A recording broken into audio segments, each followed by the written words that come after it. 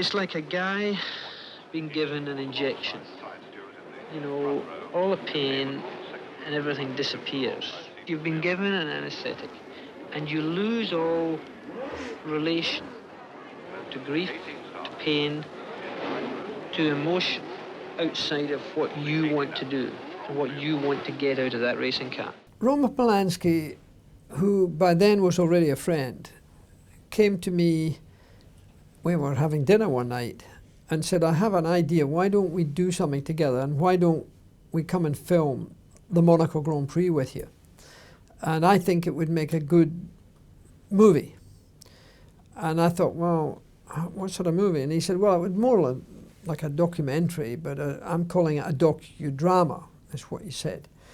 And because he was Roman Polanski, he got fantastic access to the Automobile Club of Monaco for the Grand Prix weekend. And because he was a friend, I had him, you know, come in early mornings into the hotel suite that Helen and I had, and we had breakfast together. It was a friend doing it. But he's such a creative man that he created a film which has lasted all this time. It was stuffed away in one of his cupboards in a filing cabinet. And when he thought they were going to throw it out, he thought, let me have a look at it again. And then he thought it would be nice to rejuvenate it. And in fact, reshoot some of the stuff, which we did 40 years later at the Hotel de Paris in Monte Carlo in the very same suite.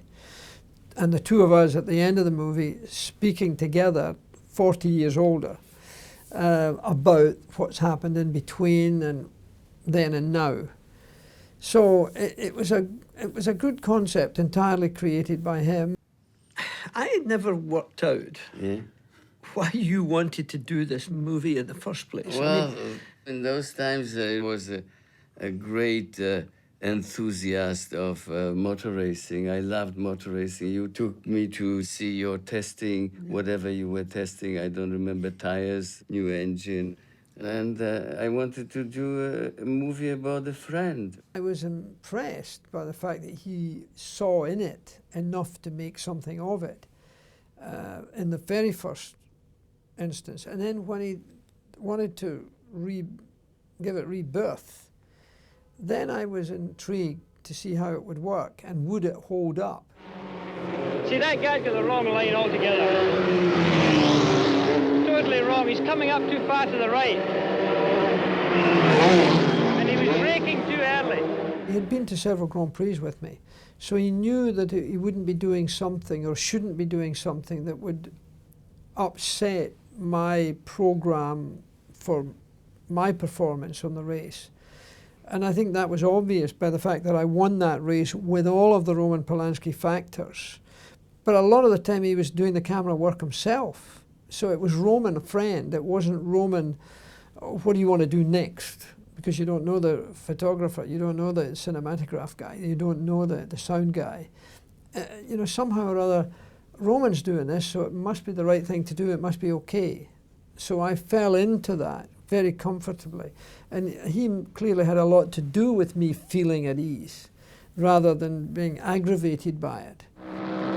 I was having trouble with my hand, blisters in my hand. And we thought by changing the shape to this, in fact, we'd eliminate the blisters. But if we go in it that way, you're changing gear like that normally.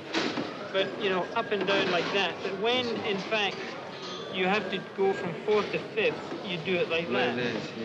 I think when you see the film, you see a little bit of history of a 40 years ago sport that is still racing on the same racetrack.